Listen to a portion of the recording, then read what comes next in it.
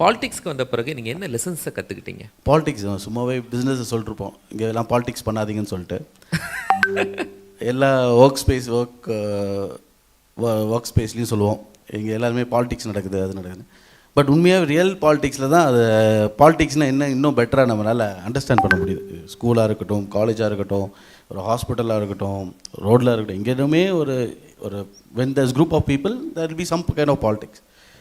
But கடைசியில் அந்த பாலிடிக்ஸ்குள்ளேயே நம்ம இருக்கிறோங்கிற போது when you are very straight forward, நம்ம வந்து டிரான்ஸ்பரண்ட்டாக இருக்கணும் நினைக்கும் போது we obviously will face certain challenges. But அதெல்லாம் எதிர்கொண்டு வந்தால் தான் you can be successful. So டஃப்பாக இருக்குது பிஸ்னஸ்லையா இல்லை பாலிடிக்ஸ்லையா? அதான் பாலிடிக்ஸ் வந்து அதான் சொன்னேன்.